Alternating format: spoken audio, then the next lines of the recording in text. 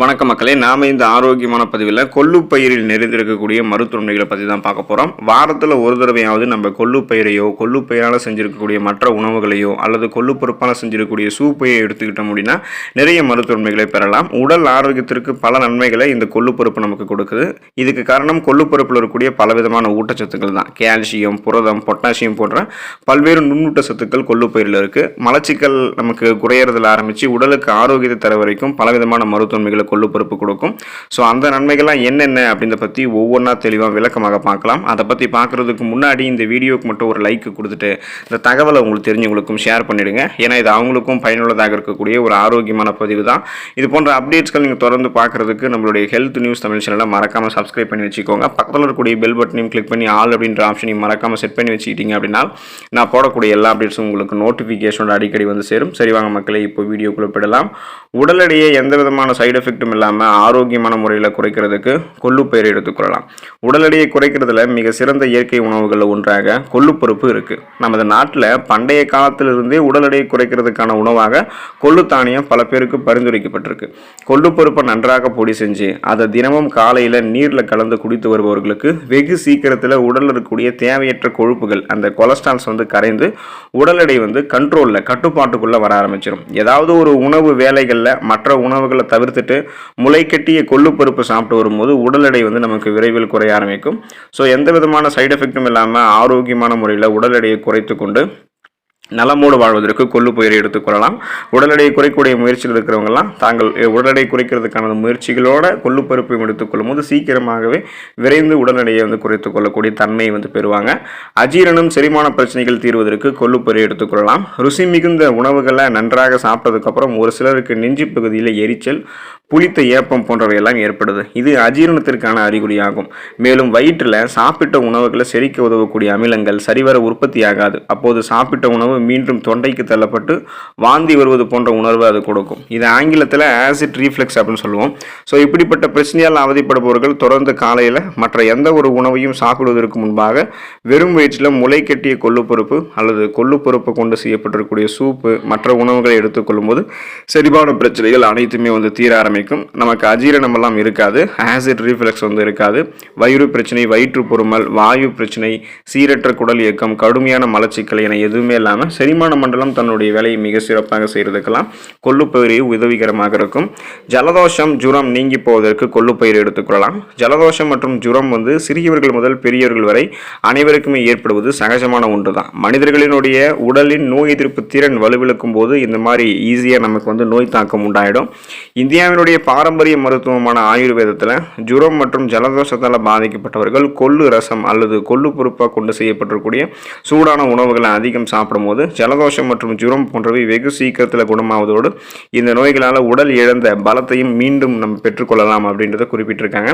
எனவே ஜுரம், ஜலதோஷம் எல்லாம் உங்களுக்கு இருக்குது அப்படின்னா ஸோ அந்த பிரச்சனையை க்யூர் பண்ணிக்கிறதுக்கும் அந்த பிரச்சனைகள் இருந்து நம்மளுடைய உடல் ரொம்ப ரொம்ப மெலிவாகி இருக்குது அப்படின்னா அந்த உடல் மெலிஞ்சு போன உடலை மீண்டும் நம்ம பெற்றுக்கொள்வதற்கெல்லாம் கொள்ளுப்பயிரை நம்மளுடைய உணவுகளை சேர்த்துக்கொள்ள வேண்டியது ரொம்ப ரொம்ப அவசியம். குறிப்பாக பார்த்தோம் அப்படின்னா நமக்கு இருக்கக்கூடிய சிறுநீரக கற்கள் நீங்கி போவதற்கு கொள்ளுப்பயிரை எடுத்துக்கொள்ளலாம். கால்சியம் மேக்சலேட் எனப்படக்கூடிய தாது பொருள் நமது சிறுநீரகத்தில் அதிக அளவு சேர்ந்து விடும்போது சிறுநீரகத்தில் கல்லாக மாறி நமக்கு கடும் துன்பத்தை அது தரும். கொள்ளு தானியங்களை அடிக்கடி சாப்பிடுபவர்களுக்கு இயற்கையாகவே சிறுநீரக கற்கள் ஏற்படுவதற்கான வாய்ப்புகள் இல்லாமலேயே போகுது அப்படின்றத மருத்துவர்கள் குறிப்பிடுறாங்க. கொள்ளு தானியங்களில் இரும்பு சத்து மற்றும் பாலிஃபினால் வேதிப்பொருட்கள் அதிகம் இருக்கு. இது இரண்டுமே சிறுநீரக கற்களை கரைக்கிறதுக்கு பெருமளவு உதவி புரிகிறது.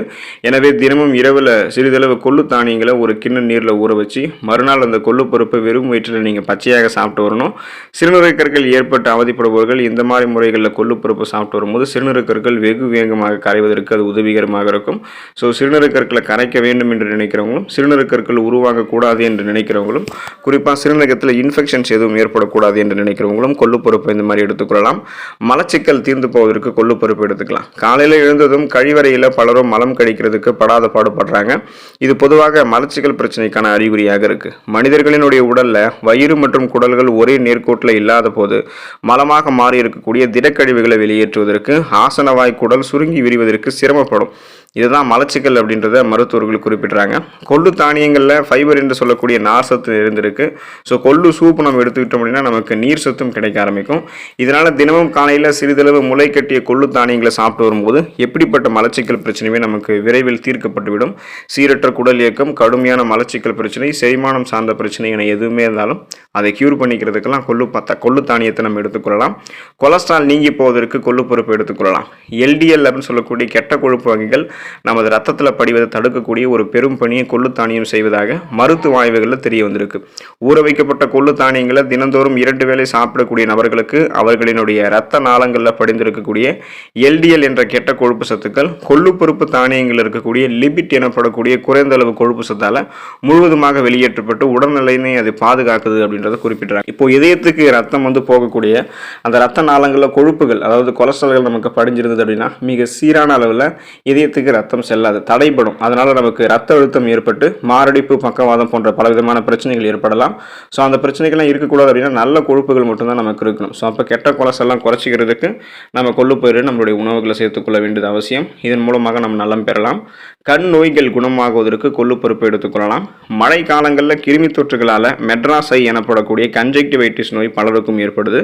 இந்த நோய் ஏற்பட்டால் கண்களை திறக்க முடியாமல் மிகுந்த அவஸ்தை மற்றும் எரிச்சல், கண் எரிச்சல் மாதிரி ஏற்படும். ஸோ இதுக்கெல்லாம் கொள்ளு தானியத்தை எடுத்துக்கொள்ளலாம். கொள்ளு தானியத்தில் ஆன்டி ஆக்சிடென்ட் சத்துக்கள் அதிகம் இருக்குது. எனவே கன்ஜெக்டிவைட்டிஸ் நோய் தாக்கம் ஏற்பட்டவர்கள் இரவு கொள்ளு தானியங்களை ஒரு கிண்ணம் நீரில் ஊற வச்சுட்டு காலையில் அந்த நீரை எடுத்து உங்களுடைய கண்களை நீங்கள் வாஷ் பண்ணணும். கண்களை கழுவி வந்தீங்க அப்படின்னா கண்களினுடைய எரிச்சல் நீங்கி கன்ஜெக்டிவைட்டிஸ் நோயை இது ஏற்படுத்தியிருக்கக்கூடிய அந்த கிருமிகள் எல்லாத்தையுமே அழித்து மிக விரைவில் உங்களுடைய கண்களை நலம் பெற வைக்கும். அப்போது உங்களுடைய கண் பார்வையை கூர்மையாக்குறதுக்கும் கண்களில் ஏற்படக்கூடிய இன்ஃபெக்ஷன்ஸ் கியூர் பண்ணிவிட்டு கண்கள் சார்ந்த பலவிதமான பிரச்சனைகளை வராமல் தடுப்பதற்கெல்லாம் கொள்ளுப்பயிரை நம்மளுடைய உணவுகளை நம்ம சேர்த்துக்கொள்ள வேண்டியது அவசியம். நீரிழிவு கட்டுப்படுவதற்கு கொள்ளு தானியத்தை எடுத்துக்கொள்ளலாம். நீரிழிவு நோயாளிகளுக்கு ஒரு சிறந்த இயற்கை உணவாக கொள்ளு தானியங்கள் இருக்குது. கொள்ளு தானியங்களில் ஹைப்பர் கிளைசிமிக் எதிர்ப்பு வேதிப்பொருட்கள் அதிகம் இருக்குது. அதனுடன் இன்சுலின் எதிர்ப்பு தன்மையை குறைக்கக்கூடிய வேதிப்பொருட்களும் கொள்ளு தானியங்களில் அதிகம் நிரம்பியிருக்கு. கொள்ளு சூப்பு அல்லது கொள்ளு தானியங்களால் செய்யப்பட்டிருக்கக்கூடிய உணவுகளை தினமும் ஒரு முறை அல்லது 2 நாளைக்கு ஒரு முறை நீரிழிவு நோயாளிகள் சாப்பிட்டு வரும்போது அவர்களுக்கு நார் சத்து அதிகம் கிடைக்கப்பெற்று அவர்களின் ரத்தத்தில் இன்சுலின் சுரப்பு அதை அதிகரித்து சர்க்கரையினுடைய அளவை கட்டுப்பாட்டுக்குள்ள வைத்துக் கொள்வதற்கு உதவிகரமாக இருக்கும். எனவே கொள்ளு தானிய உணவுகளை சுகர் பேஷண்ட்ஸ், நீரிழிவு நோயாளிகள் தாராளமாக எடுத்துக்கொள்ளலாம். அப்படி அவங்க எடுத்துக்கொள்ளும் போது ரத்தத்தில் அவங்களுடைய சர்க்கரையினுடைய அளவு கட்டுப்பாடோடு இருக்கும். நாளடைவில் அந்த சுகர் ப்ராப்ளத்திலிருந்து விடுபடுவதற்கு கொள்ளு தானியங்கள் அவங்களுக்கு உதவிகரமாக இருக்கும். பல வகையான சிறு தானியங்கள் நமது நாட்டில் அதிகம் விளைவிக்கப்பட்டு மக்களால் உண்ணப்படுது. அதில் மிக பிரபலமான ஒரு சிறு தானியம் கொள்ளுப்பருப்பு. இந்த கொள்ளுப்பருப்பு பெரும்பாலும் குதிரைகளுக்கு உணவாக கொடுக்கப்பட்டிருக்கு அப்படின்றது நம்மளுக்கு தெரியும். ஆனால் மனிதர்களுக்கும் பல வகையான ஊட்டச்சத்துக்களை அளிக்கக்கூடியது தான் கொள்ளுப்பருப்பு. குறிப்பாக கொள்ளுப்பருப்பு பார்த்தோம் அப்படின்னா தென்னிந்தியாவில் இருக்கக்கூடிய மக்களால் அதிகம் உண்ணப்படுது. கொள்ளு தானியங்களில் பல மருத்துவ குணங்கள் இருக்குது. எனவே தான் நம்மளுடைய நாட்டில் பண்டைய மருத்துவ சிகிச்சை முறையான ஆயுர்வேதத்தில் கொள்ளுப்பருப்பு பற்றின குறிப்புகள் இருக்குது. ஸோ இந்தளவுக்கு நிறைய மருத்துவமைகள் தரக்கூடிய கொள்ளுப்பருப்பு வாரத்தில் ஒரு தடவையாவது எடுத்துக்கோங்க, அல்லது 2 முறையாவது உங்களுடைய உணவுகளை சேர்த்துக்கொண்டு கொள்ளுப்பருப்பையோ கொள்ளுப்பருப்பால் செஞ்சிருக்கக்கூடிய சூடான உணவுகளையோ கொள்ளுப்பருப்பால் செஞ்சிருக்கக்கூடிய சூப் அதை எடுத்துக்கொண்டு நிறைய மருத்துவமைகளை பெற்று நலமோடு வாழ்வதற்கான வாய்ப்புகளை பெறுங்க. அடுத்த ஆரோக்கியமான பதிவில் மறக்காமல் சந்திப்போம். நன்றி மக்களே.